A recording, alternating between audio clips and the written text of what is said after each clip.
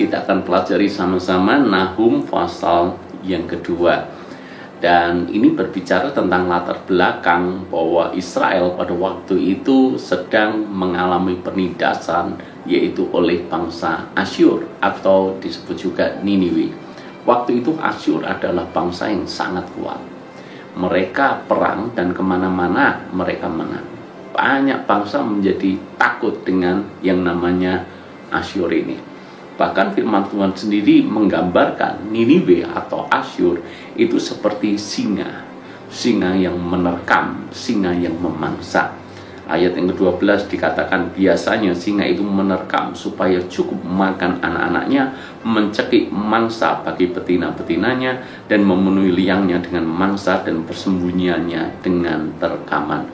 Jadi digambarkan Asyur itu seperti singa, salah satu hewan terkuat di rimba. Israel tentu saja kalah jauh dibandingkan dengan Asyur. Mau dilihat dari sisi manapun, tentu saja Israel akan kalah. Namun jangan lupa, kalau secara manusia Israel memang kalah, tetapi kalau Tuhan sudah ganti perang buat umatnya, siapakah yang bisa bertahan? Maka kalau kita membaca di dalam ayat yang ke-13 dikatakan, lihat aku akan menjadi lawanmu, demikianlah firman Tuhan semesta alam. Bangsa-bangsa boleh takut dengan Asyur, bangsa-bangsa boleh gemetar ketika harus berhadapan dengan Asyur. Namun ketika Tuhan sendiri mengatakan aku akan menjadi lawanmu, demikianlah firman Tuhan, aku akan membakar keretamu menjadi asap, dan pedang akan memakan habis singa mudamu. Aku akan melenyapkan mangsamu dari atas bumi, dan suara utusan-utusanmu tidak akan terdengar lagi. Kalau Tuhan ganti perang buat kita, tidak akan ada yang bisa bertahan. Tuhan akan memberikan kemenangan bagi kita. Saya tahu bahwa kadangkala dalam hidup ini seolah kita berhadapan dengan raksasa masalah. Raksasa ibarat singa yang hendak memangsa kita, mencabik-cabik hidup kita.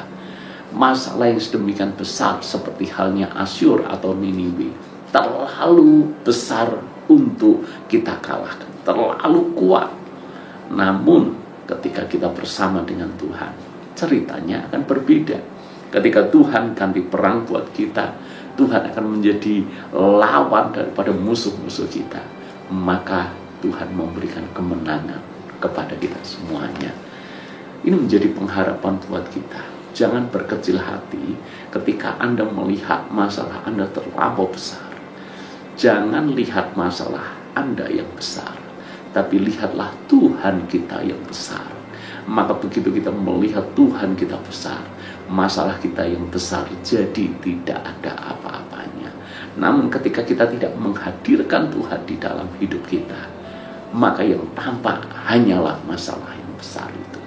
Maka ketika masalah kita besar, kita pun menjadi tawar hati, kita menjadi kecut hati, dan kita tidak punya kekuatan untuk kita menghadapinya. Kita tidak berdaya dan kita tidak bisa berbuat apa-apa. Namun ketika kita melibatkan Tuhan dan kita minta Tuhan, kiranya Engkau ganti perang buat aku, maka kita boleh kecil, kita boleh terbatas. Tuhan yang tidak terbatas itu akan menyatakan kuasanya, pembelaannya, pertolongannya, mujizatnya, dan Tuhan akan memberikan kemenangan kepada kita umatnya. Jadi kunci untuk kita menang bukan seberapa kita kuat, tapi seberapa kita mengandalkan Tuhan yang kuat. Kunci untuk kita menang bukan seberapa kita hebat, tapi ketika kita mengandalkan Tuhan yang hebat itu, maka benar bukan oleh kuat dan gagah, tetapi hanya oleh Roh Tuhan saja kita akhirnya bisa menang di dalam kehidupan ini. Tuhan berkati.